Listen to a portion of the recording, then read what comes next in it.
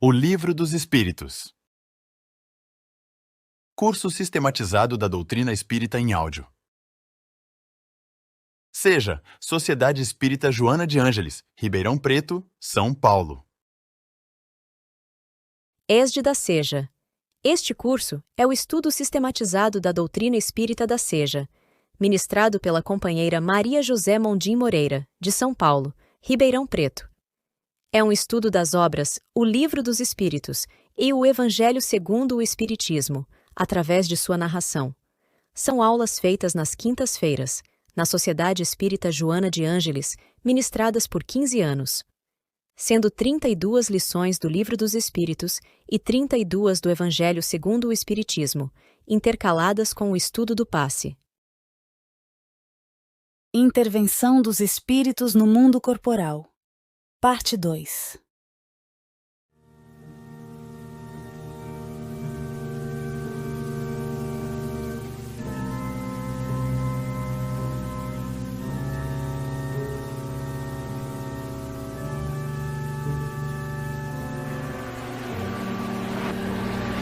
Mais o nosso boa noite a todos.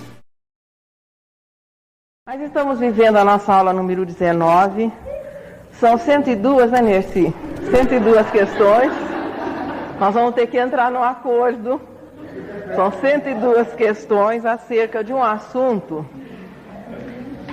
que eu acredito deve ter despertado a atenção dos companheiros, porque os temas, os títulos dos subtemas que compõem o nosso capítulo dizem respeito assim ao nosso dia a dia, às coisas de importância direta na realidade do dia a dia de cada um.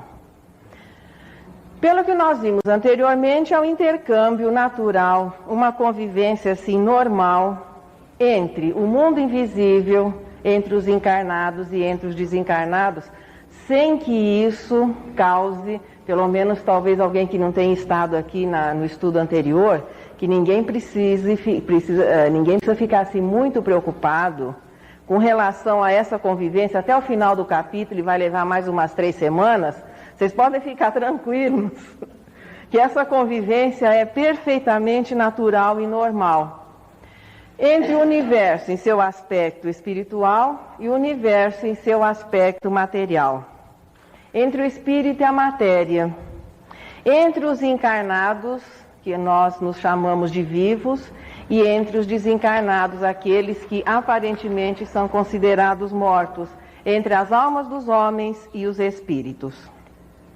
Essa convivência é normal e dela decorre o próprio progresso. É importante que os superiores convivam com os inferiores, é importante que os espíritos se relacionem com os homens, porque isso vem preencher, isso vem facilitar um processo natural de educação. Daí, sem que isso também agora no momento preocupe, os espíritos veem o que nós fazemos? Vêm. Aquela historinha da criança que vai comer o doce atrás da porta imaginando que a mãe não vai ficar sabendo? Vai ficar sabendo. Então não existe atrás da porta com relação ao mundo espiritual. Os espíritos veem o que nós fazemos, ocupam-se com relação a nós com aquilo que os interessa. Era aqui que eu estava. E os bons sempre preocupados e interessados em fazer o bem. E aqueles que ainda não são bons, sempre aguardando uma oportunidadezinha de tirar partido, proveito de alguma situação. Podem chegar a conhecer os nossos pensamentos? Podem. Principalmente os de ordem superior, e no caso aqui hoje, especificamente o nosso anjo da guarda. O nosso anjo da guarda nos conhece tão intimamente que ele já consegue calcular o que nós vamos pensar. A gente ainda não formalizou o pensamento e ele já sabe o que nós vamos pensar. Por isso eles conhecem os nossos pensamentos. Não todos, os inferiores não. A gente já dá essa pinceladinha porque alguém pode ficar preocupado, de repente o espírito tem acesso aos meus mais íntimos pensamentos, os superiores sim, os iguais a nós, os inferiores não. Mas como é que eles parecem até saber? Ora, mas existem técnicas aqui desenvolvidas pelos homens que permitem você traçar um perfil através da observação do comportamento de um indivíduo e até, de uma certa maneira, estabelecer assim um prognóstico das suas reações sob determinadas situações. Os inferiores não desconhecem esses recursos e os utilizam. Os espíritos, portanto, exercem uma influência muito grande. O texto da pergunta que nós vimos no estudo anterior, a ponto de interferirem em nossos atos, sendo até possível que em muitas situações comandem os nossos atos, as nossas palavras. Então essa influência pode chegar a esse ponto, pode. Só que ainda aqui estará dentro da normalidade. Porque os espíritos, sejam eles bons, sejam eles ainda, eu peço sempre desculpa para dizer maus, porque na nossa realidade é difícil dizer a alguém, olha, você é um mau espírito.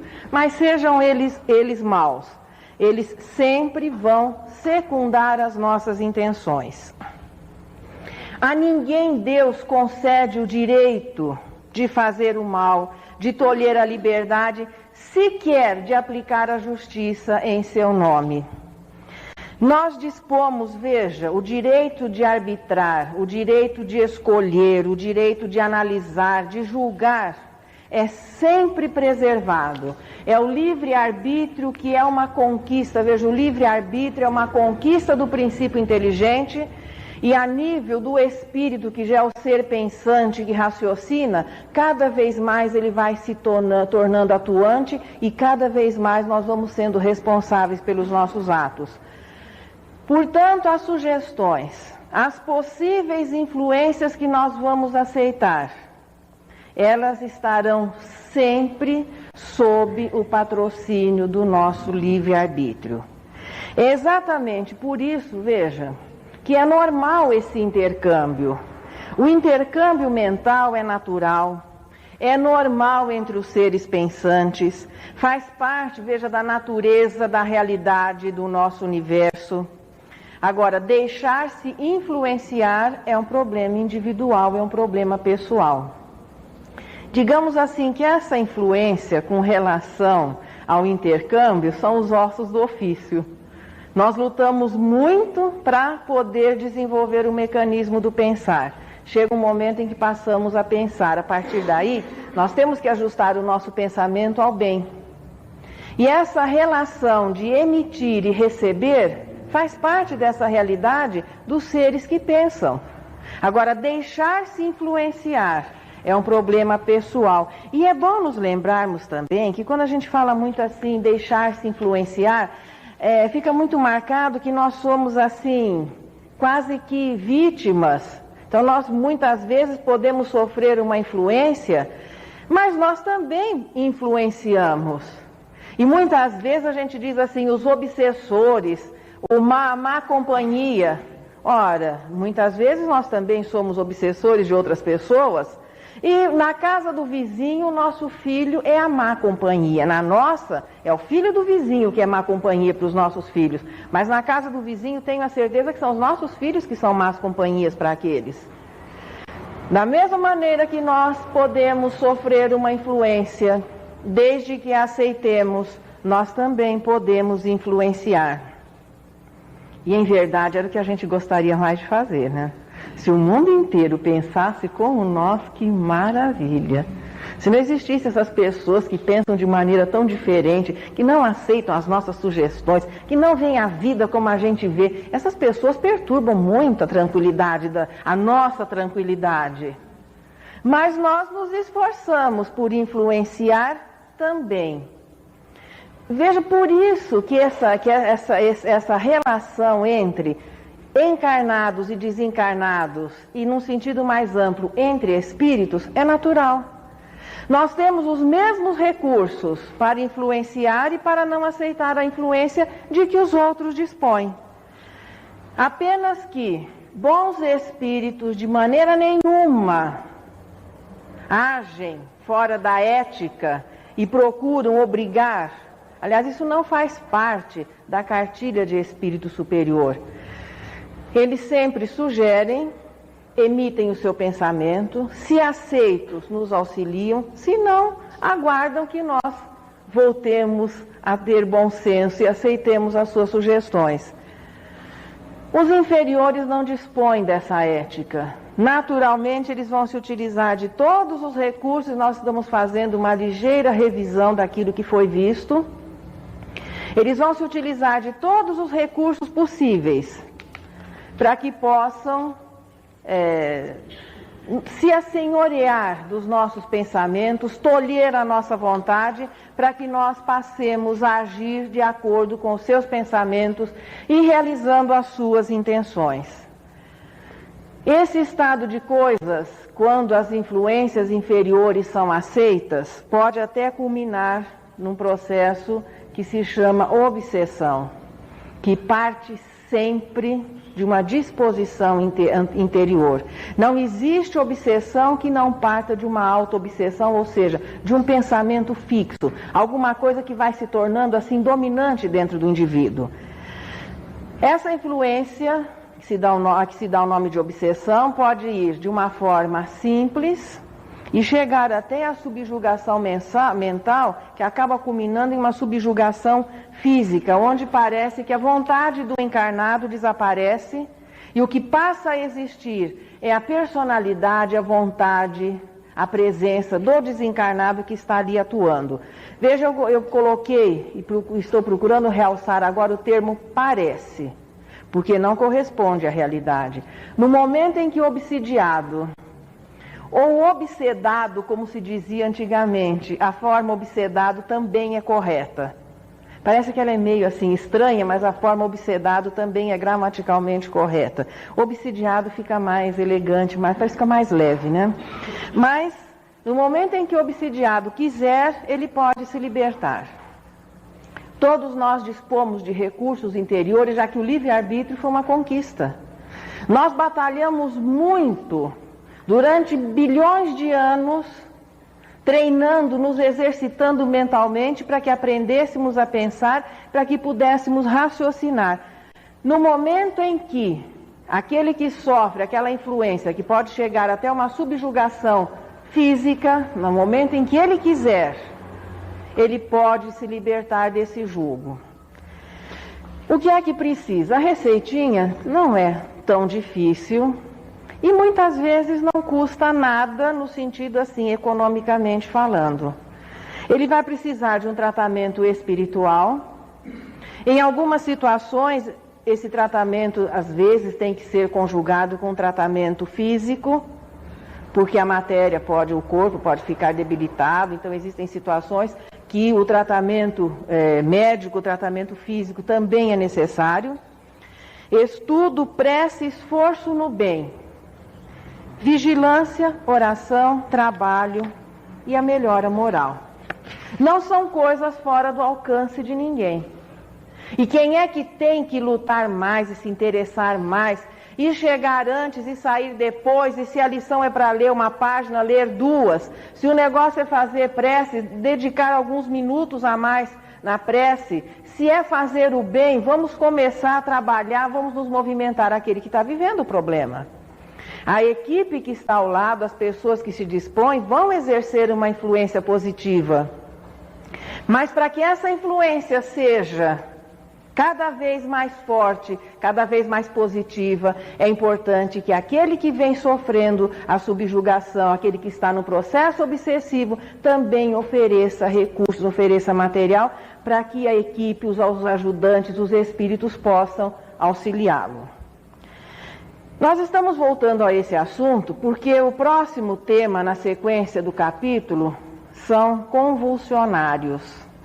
E foi importante dar essa lembradinha, porque vai depender muito, para entender o que são os convulsionários, vai depender daquele estudo que nós fizemos anteriormente, que nós demos uma revisão. Essa influência também pode, dos espíritos sobre o encarnado, pode ser tão intensa a ponto de provocar convulsões. Nós não estamos dizendo que todas as pessoas que são sujeitas a convulsões é em função de influência de espíritos.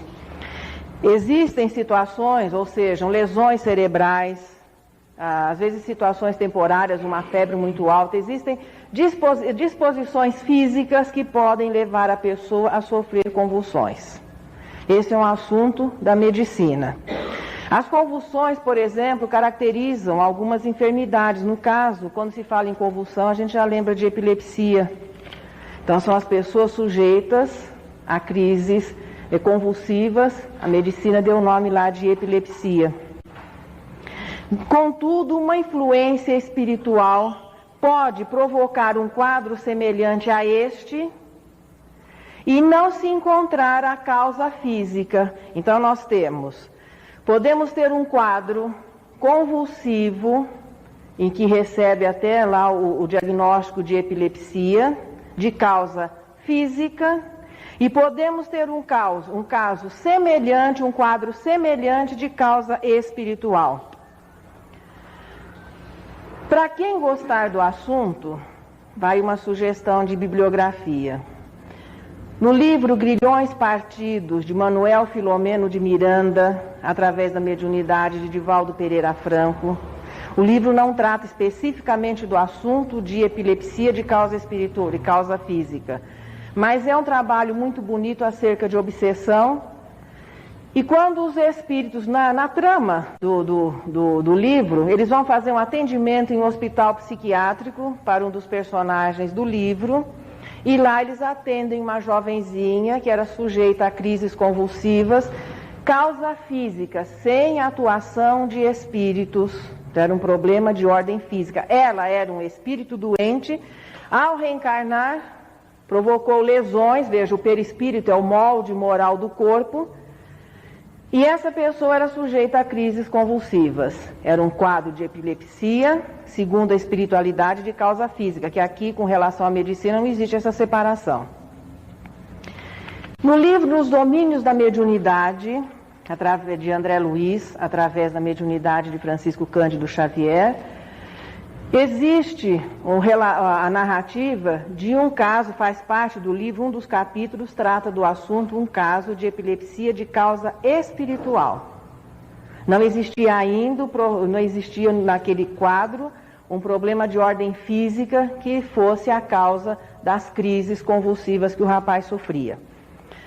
Ainda uma outra bibliografia, hoje são cheios de sugestões para casa. Divaldo Pereira Franco, Vitor Hugo, através do Divaldo, tem um romance inteirinho chamado Calvário de Libertação, onde é feito o acompanhamento de um caso, não é de crise convulsiva, mas aqui a gente está passando assim, para quem gostar do assunto, é um caso de esquizofrenia de causa espiritual. Então já ficam as 3 sugestões. Veja aqui, um problema de ordem física pode levar o indivíduo a ter uma crise convulsiva, ou às vezes uma crise apenas, ou a pessoa ser sujeita a essas crises, como caracteriza a doença mental, a epilepsia no caso? Pode. O que é tratado nesse trechinho é que as convulsões, quando ocorrem, nunca são provocadas por espíritos de ordem superior. A proximidade de um espírito, ainda que a pessoa seja sujeita, porque às vezes as coisas podem ocorrer ao mesmo tempo, um quadro de causa física e uma influência espiritual. Por parte aqui dos encarnados, e ainda nem a medicina tem recursos para estabelecer se aquela crise é de fundo espiritual ou um problema físico apenas. As coisas também podem funcionar assim, entrelaçadas, as duas situações. Mas nunca um espírito superior, um bom espírito, ao aproximar-se de alguém, aos seus fluidos ou seu magnetismo envolver alguém, provocar uma crise desse tipo. É uma imposição magnética, é através de uma imposição magnética. Tem que existir uma ascendência, porque o hipnotismo é uma sugestão, mas o magnetismo pode ser uma imposição. Então tem que existir uma ascendência, vai ocorrer via perispírito uma atuação direta através do sistema nervoso e culminar, no caso, em uma crise convulsiva. Nessa situação pode ocorrer um estado de emancipação. Vamos nos lembrar do assunto emancipação. É quando os laços que ligam o espírito ao corpo afrouxam-se e o espírito fica ligeiramente afastado, atuando menos sobre o corpo. Pode ser aproveitado ali por um espírito.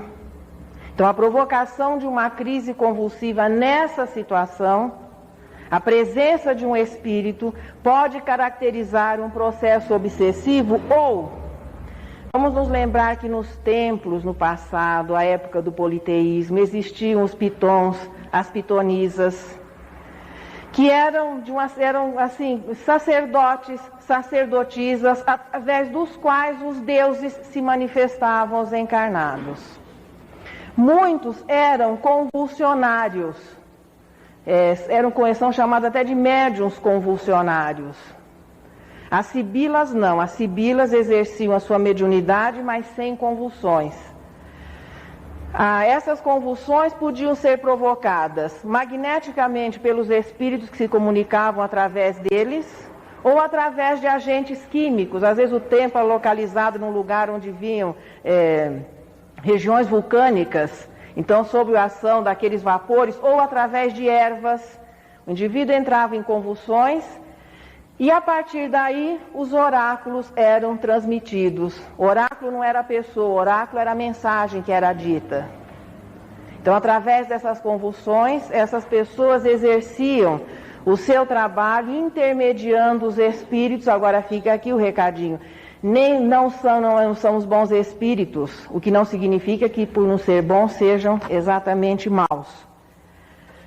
Um dos templos mais famosos em que os pitons e as pitonisas exerciam o seu trabalho foi o templo de Apolo. O oráculo ali atendia muitas pessoas. Então, veja, uma atuação de um espírito, uma influência, pode chegar a ponto de o corpo reagir nessa forma de convulsões. Uma influência, veja, uma obsessão pertinaz durante muito tempo pode provocar lesões de ordem física. Como também essas lesões podem não aparecer no decorrer, às vezes, de uma obsessão a longo prazo. Mas se vocês vissem como estão preocupados com o assunto, para quem não viu, faz parte do nosso estudo de hoje. Está lá na liçãozinha, na sequência da influência que os espíritos podem exercer. Só que tem um detalhezinho, ainda nessa situação, mesmo que a pessoa seja portadora de uma lesão física, isso se aplica a qualquer doença. Aquele que busca melhorar-se em espírito, ainda que seja uma doença física, a atuação da doença vai ser menor. Não que ele não vai ter a doença, que ele vai modificar o curso, pode até modificar. Mas quem é forte, se a gente está meio fraco, carregar um saquinho de 5 quilos é um terror. Mas se você está bem disposto, forte, saudável, você carrega 10 quilos brincando.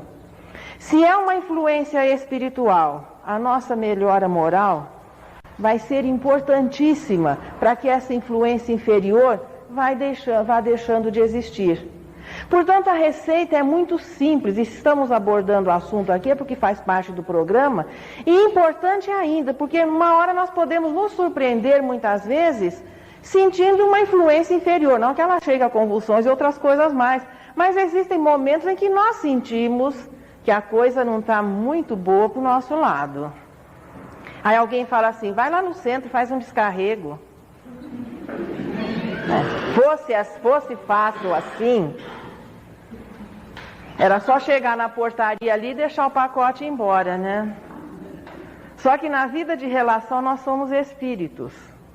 E aceitar a influência, aceitar a sugestão e acabar se envolvendo muito intensamente com aquela influência inferior é problema das nossas imperfeições. Então não é tão simples como parece, mas não é impossível, porque mesmo um quadro muito triste, de subjugações dolorosas, no momento em que o indivíduo queira, em espírito, libertar-se, ele vai ligar o seu pensamento ao bem, ao amor, que é a lei que rege o universo. E o sono inteligente, como é que vai? Para dar uma relaxadinha agora, uma descontraída, todo mundo com sonos mais inteligentes? Aquele preparo, se alguém fez a experiência, eu acredito que comece a melhorar. Mas agora nós vamos falar de um assunto mais leve, né? Depois de todo esse peso de obsessor, nada como um anjo da guarda para melhorar a situação. Então vocês podem respirar, descruzar o braço, fica assim, que a gente fica assim com o braço cruzado, todo mundo está se protegendo. Pode ficar tranquilo que agora o assunto é anjo da guarda. Os espíritos votam afeição a certas pessoas, aos encarnados. É sempre bom a gente saber que em algum lugar do universo existe alguém que gosta de nós. Aí alguém fala assim, mas Deus gosta de você. Não, mas não é só de Deus, Deus gosta de todo mundo. Eu quero dizer que é alguém que gosta sim de mim, se particularmente gosta de mim, aí nós nos sentimos, Deus é Deus, Ele gosta de todo mundo, eu quero dizer que tem alguém que gosta, existe. A afeição que os espíritos possam votar aos encarnados pode ser decorrente de um conhecimento anterior. Afinal, nessa vida que nós tivemos, quantas reencarnações, há mais de 1 milhão e 500 mil anos, possivelmente estamos reencarnando aqui no planeta Terra. Não estou afirmando absolutamente, mas se a cada 100 anos, mais ou menos, a gente pode ter uma encarnação, quantas vezes nós já viemos aqui, convivemos, fomos filhos, fomos pais, tivemos irmãos, com quanta gente a gente já se encontrou só aqui no planeta Terra, considerando assim a nossa experiência daqui. É claro que nós aborrecemos muita gente, mas conseguimos agradar alguns, pelo menos, né? E a afeição vai se estabelecendo a partir daí. Pode também ser desenvolvida no presente. Na vida de relação, acabamos nos afeiçoando, embora não exista, por exemplo, não exista nada anterior, mas podemos iniciar uma relação afetuosa, boa, saudável, a partir dessa existência mesmo. Só que a afeição, a nível de espírito, aqui eles colocaram o termo afeição moral. Para sobreviver, ela tem que ser verdadeira. Não aquela decorrente, muitas vezes, dos interesses, das paixões, que fazem parte também da nossa vida de relação de encarnado, mas a afeição, para que ela continue, para que ela transcenda a vida material e continue a existir, é a afeição de almas mesmo. Às vezes pode ser também uma questão de afinidade. Almas afins, embora não tenham se conhecido, nunca se encontrado, quando se encontram existe uma harmonia natural de pensamentos. A afeição, portanto, pode ser decorrente da condição moral e a afeição pode ser decorrente de um conhecimento anterior. Quanto mais elevado o espírito, mais vai se ampliando a sua capacidade de amar. Quanto mais inferior, é nessa afeição decorrente da convivência, das trombadas, dos encontros, dos desencontros, desagradando muitos, agradando alguns, que nós vamos desenvolvendo o nosso sentimento, nós vamos treinando desenvolvendo a nossa afetividade. Quando a afeição passa a existir, uma ligação acaba se estabelecendo. Quando eu digo assim inferior, não é no sentido de mal. Os espíritos inferiores são mais ligados a essa afeição, a esses sentimentos individuais. Veja, a nossa vida de relação aqui encarnada, esquecendo um pouquinho a eternidade de espírito. De quantas pessoas nós já conseguimos gostar nessa existência? Vamos fazer uma listinha.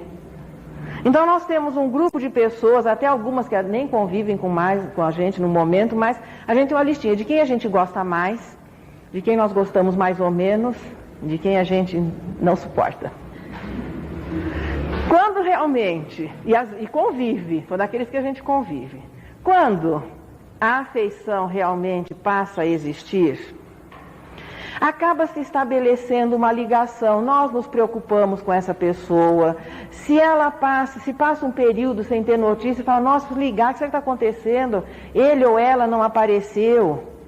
E não no sentido assim de afeição íntima, de namorado, não é só, na vida de relação normal. Então a gente acaba se preocupando, querendo ajudar. Acaba existindo alguma situação assim de proteção, de preocupação envolvendo aquela pessoa por quem nós já temos um sentimento bom, afeição. Na vida de relação dos espíritos não é diferente. Mais restritos são os sentimentos e, portanto, as afeições dos inferiores, mais ampla vai se tornando a capacidade de amar, a ponto de chegar àquela situação dos espíritos superiores e que eles amam, independentemente de conhecimento ou de relação. O indivíduo desenvolve o amor. Se Deus fosse depender para que a proteção, o auxílio de uns pelos outros, aquela fraternidade, aquela caridade que é uma convivência saudável, amiga, se Deus fosse esperar que, através da afeição, as pessoas fossem se ajudar, ia demorar um bocado. Ele estabelece, portanto, uma lei. Existe um trabalho oficial de proteção, organizado, estruturado, administrado por Deus, em que espíritos superiores, bons espíritos, independentemente de afeições particulares, quando a gente tem afeição, a gente quer sempre ajudar, mas independentemente de existir uma afeição particular, que as pessoas possam receber esse auxílio. É o trabalho dos anjos da guarda. Aliás, esse tema hoje tem sido tão explorado.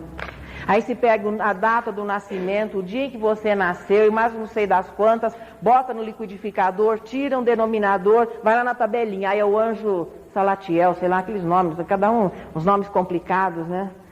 Não é por aí que nós vamos compreender o trabalho de anjo da guarda. Esse trabalho existe e se estende a todos os espíritos, mas todos, com relação ao planeta Terra, os 25 bilhões de habitantes, a população espiritual do planeta, e os 6 bilhões que estamos aqui, todos nós temos um anjo da guarda? Temos, já podemos ficar felizes. Tem alguém que se preocupa prioritariamente, cujo trabalho maior é cuidar de nós. E durante quanto tempo nós vamos ter essa proteção? Enquanto precisarmos dela. E quando é que o espírito não vai precisar de um guia, de alguém que o oriente, de alguém que o auxilie? Quando ele souber caminhar sozinho. Ainda bem que os espíritos garantiram que não é na Terra que isso acontece. Então nós vamos ter anjo da guarda ainda por muito tempo.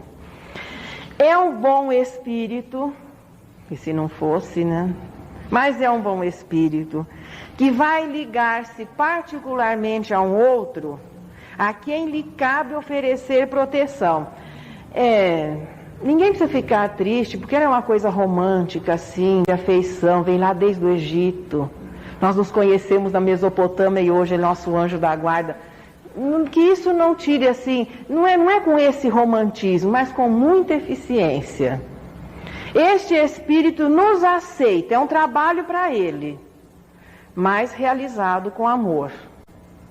Quando se fala em amor, a gente já lembra assim, um conhecimento anterior, uma reencarnação, aquela espírita já lembra de reencarnação, os que não são espíritas dessa mesmo, né? Mas não é isso, esse espírito está em condições, ele está apto, pelo seu currículo, pelas suas experiências, a poder, sem envolver-se emocionalmente, é outra coisa que anjo não pode fazer. Primeiro, como é que chama aquilo que é indispensável? Primeiro requisito, ser paciente. A paciência tem que é uma virtude. Ele tem que exercer um domínio sobre as suas emoções, principalmente no caso a paciência. É um trabalho que ele aceita. Vai desde o nosso nascimento, possivelmente não participando da nossa reencarnação, e se estende até o desencarne, e muitas vezes por reencarnações sucessivas. O mesmo espírito pode ser o mesmo espírito. E se ele tiver que reencarnar, ele tiver que se ausentar, um outro da mesma classe, igualzinho, vai substituí-lo sem que haja prejuízo para o protegido. Mas o anjo só faz isso? Bom, eu acho que até ele merecia só fazer isso, né?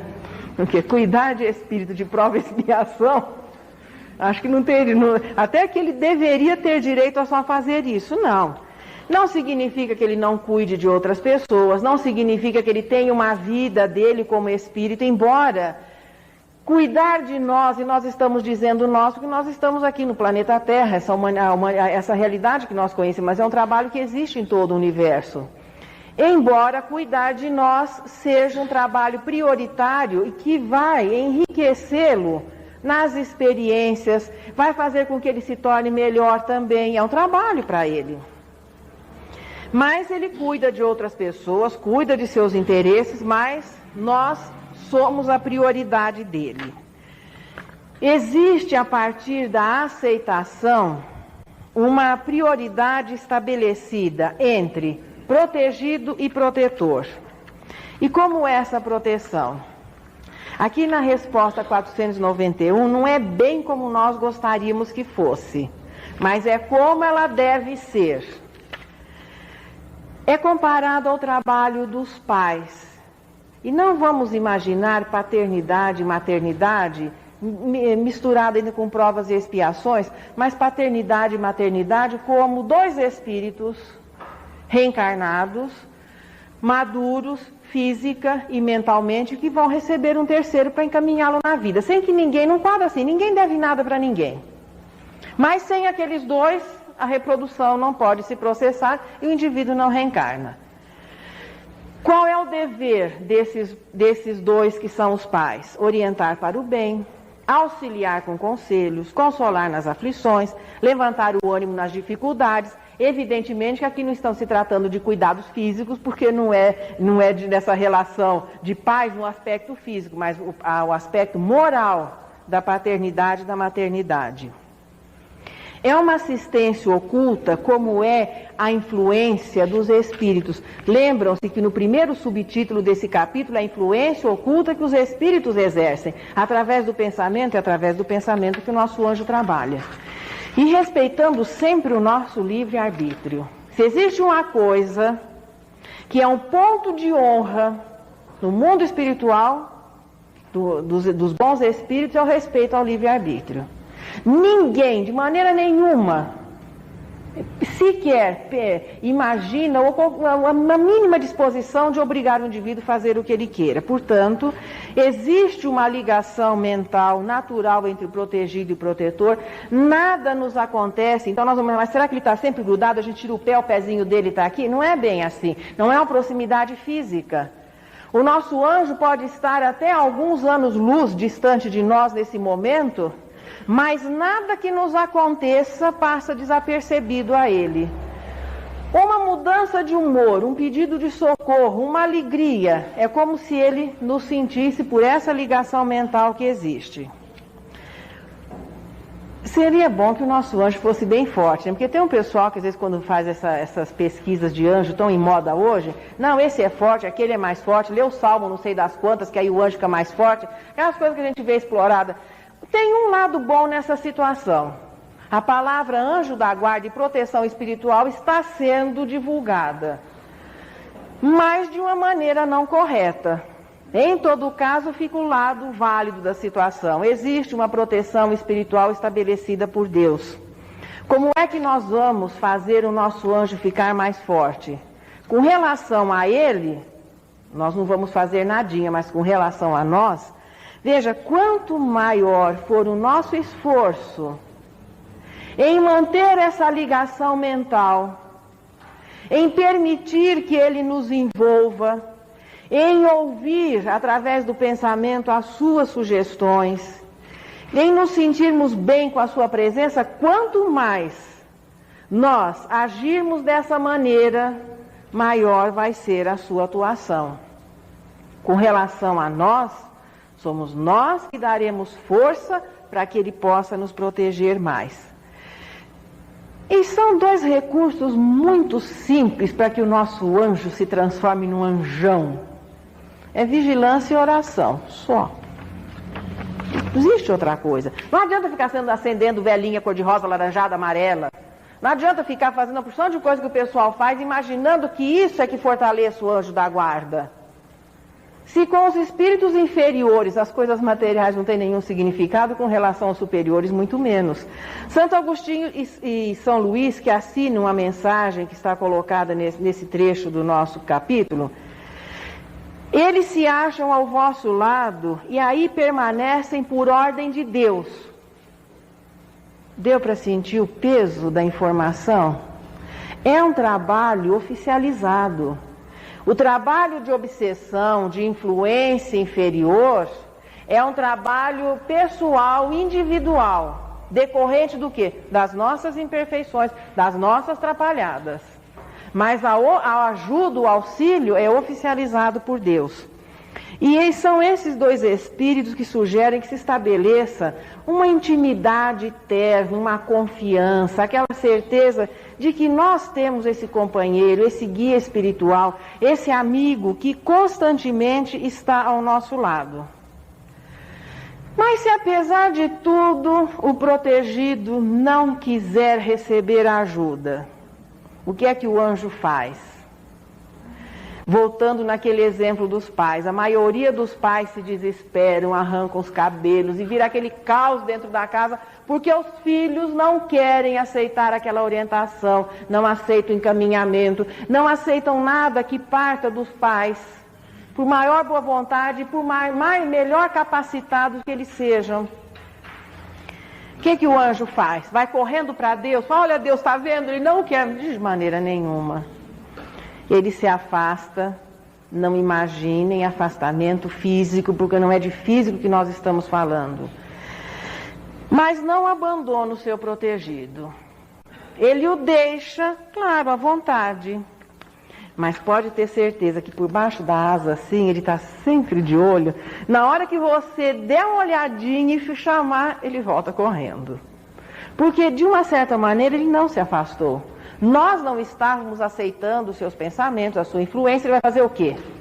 Primeira coisa também, ele não fica aborrecido. Ah, agora está me chamando, não vou. Isso é coisa de encarnado. No momento em que nós abrirmos aquelas guardas que se fecham, e que nós fechamos tão bem para os superiores e abrimos com tanta facilidade para os inferiores, né? Abre porta, janela, deixa a casa à vontade, ele está ali prontinho, porque a primeira característica, o primeiro atributo do anjo é ser paciente.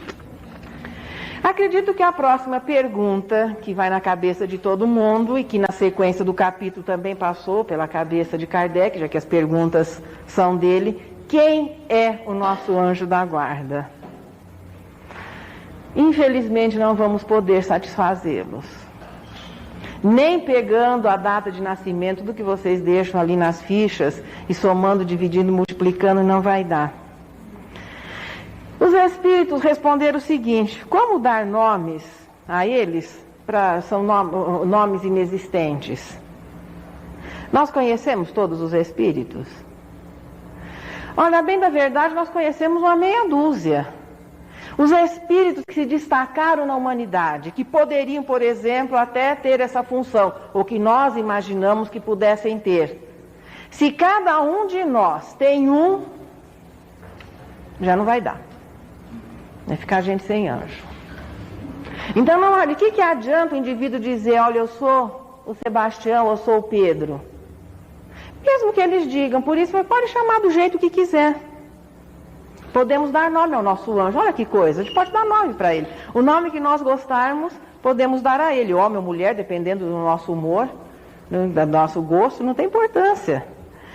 Muitas vezes o nosso anjo não é alguém conhecido, não teve uma participação que o tenha tornado uma figura pública. Nem todas as pessoas boas e que desenvolvem os sentimentos e atingem a pureza nem sempre se tornam públicas. Se Emmanuel não houvesse escrito Renúncia, quem é que ia conhecer Alcione? Passou desapercebida na história. Hoje ela é conhecida porque Emmanuel a tornou conhecida num meio restrito. Portanto, o nosso anjo pode ser alguém que não tenha deixado o nome. Às vezes as pessoas fazem questão, não, meu anjo é fulano de tal. Se isso nos agrada, tudo bem. Nós podemos dar o nome que quisermos.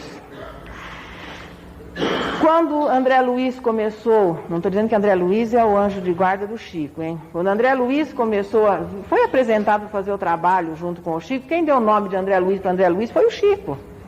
Tirado de um sobrinho, de um irmão do Chico que se chamava André Luiz. A sugestão foi, o fulano não chama André Luiz, me chama de André Luiz também.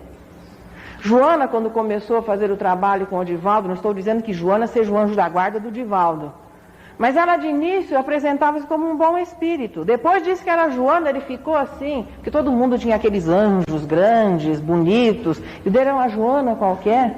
Depois foi saber quem era Joana. Então, para os espíritos, essa questão de nome, a não ser que seja alguma coisa muito importante em termos de identificação, não é com o nosso anjo. Um dia nós vamos conhecê-lo? Bom, um dia a gente vai.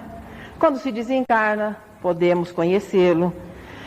Às vezes até pode existir uma possível identificação. Coincidentemente, o nosso anjo pode ser alguém que se afeiçoou a nós, que se desenvolveu mais nas reencarnações e chegou a nível de poder ser o nosso anjo. Não é questão só de querer, é questão de poder. Para ser anjo também o indivíduo tem que poder ser. O que se sabe é que ele tem que ser sempre superior ao protegido, isso relativamente. O anjo da guarda de Sócrates tem que ser muito mais desenvolvido moral e intelectualmente do que o nosso anjo. Então existe também uma gradação nessa situação. O que é importante é sabermos que este é um serviço especial de proteção. E nós estamos dando um realce ao serviço de anjo da guarda, porque é muito mais fácil nós acreditarmos e nos atemorizarmos e nos preocuparmos com o mal que alguém nos queira fazer. Quando eventualmente nós sabemos que alguém não gosta de nós, que quer nos fazer o mal, se for um espírito, ou que ele nos diga, ou você fica sabendo, olha, sabe, na reunião, você não se deve comentar a reunião fora dela, mas em todo caso, aquele espírito falou assim que vai te acertar, mas você já fica desesperado. Mas olha, existe um serviço especial de proteção, por isso que nós demos um realce nesse capítulo. Teremos essa proteção especial enquanto tivermos necessidade dela. E isso podemos ficar tranquilos, não acontece aqui na Terra. Enquanto tivermos necessidade de uma orientação, de um apoio, de alguém que secunde as nossas boas intenções, nos fortaleça nas dificuldades, o nosso anjo estará por ali. Além disso, nós temos os espíritos familiares, e a relação de proteção é grande. Os espíritos familiares, que são aqueles, quando aqui é dito familiar, não é da mesma família com relação à consanguinidade, não. São espíritos que vão se chegando pela lei de afinidade. Pode até ser algum familiar, mas não necessariamente. Esses vão se ligando às pessoas, mas apenas atuam com a permissão do nosso anjo. Uma coisa é bem claro. Antigamente a gente vê que era o prontuário, né? Hoje com esse negócio de computador, acho que os anjos também, quer dizer, o nosso prontuário ou o disquete das nossas atividades, toda a nossa vidinha fica com o anjo. Se alguém chega e fala assim, olha, mas o Zezinho está com a perna doendo, está passando mal, e não poderia lá tirar a dorzinha dele? Antes de esse espírito familiar interferir nos nossos problemas, o anjo vai ser consultado. Se for permitido, ele fala, tudo bem, vai lá dar uma aliviada. Mas se não for, é com aquela dorzinha na perna que ele está aprendendo a andar em espírito, não pode tirar a dor. Então tudo que diga respeito a nós, passa em primeiro lugar pelo critério desse companheiro que tem o nosso prontuário, não só dessa encarnação como das anteriores, que nos conhece intimamente. Temos também os espíritos simpáticos, que são ligações circunstanciais decorrentes de um trabalho que se esteja realizando, de alguma coisa que se esteja fazendo. Nesse momento estamos, às vezes, empenhados em um trabalho muito bom, então nós vamos atrair espíritos que também se dedicam àquilo e que naturalmente nos auxiliarão. Além disso, nós temos o anjo da guarda, espíritos familiares, espíritos simpáticos. Aqui encarnados nós temos pessoas que gostam de nós. Tem Jesus e tem Deus, pronto. Algum probleminha a mais, assim, de se sentir rejeitado, abandonado, que não tem ninguém que cuida? Na próxima semana nós continuamos. Aí vamos fechando esse capítulo. Gostaríamos muito que o realce fosse essa proteção que existe. Porque a pergunta que faz o fechamento desse nosso capítulo é muito interessante. É bom que os companheiros, não vou contar. Quem quiser saber, pega o livro dos Espíritos, lê o capítulo inteiro, depois chega na pergunta final, que é o fechamento com relação a esse temor que nós temos que os outros nos façam mal. O mal não é oficializado em lugar nenhum no universo. Deus é amor e sabedoria, a lei maior é o amor, este é o clima do universo. O mal é decorrência das nossas imperfeições. E com relação a esse, modificando o nosso interior, procurando a nossa melhora, o mal vai deixando de existir dentro de nós e à nossa volta. E hoje ela nos convida a que saiamos de nós mesmos. Sai de ti mesmo. Se carregas contigo o tempo atormentado sob a tristeza e desencanto, é natural te aflijas. Entretanto, não te entregues ao luxo de chorar. Sai de ti mesmo e escuta em derredor aqueles que se vão sem rumo certo, suportando no peito o coração deserto, na penúria que mora entre a noite e o pesar. Não importa o que foste, o que sofreste, e nem a dor alheia em mágoas mudas. Procurarás saber a crença em que te escudas, nem pergunta quem és. Os que seguem no pó do sofrimento, vivendo de coragem semi-morta, rogam-te auxílio à porta, arrojando-se-te aos pés. Desce da torre em que te vês somente e escuta-lhes a história dolorida. Esse chora sem lar, o outro é quase um suicida, cansado de amargura e solidão. Aquele envelheceu sem que ninguém o quisesse. Outra é mãe desprezada, anêmica, sozinha, sombra que foi mulher, que respira e caminha sabendo agradecer a fortuna de um pão. Sai de ti mesmo e vem, esquece-te em serviço.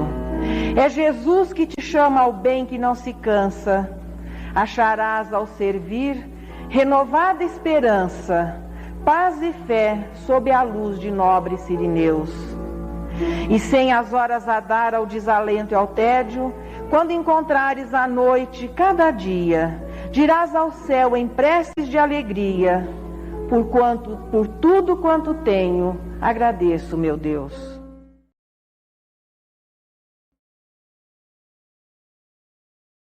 Conteúdo de qualidade, divulgando a doutrina espírita.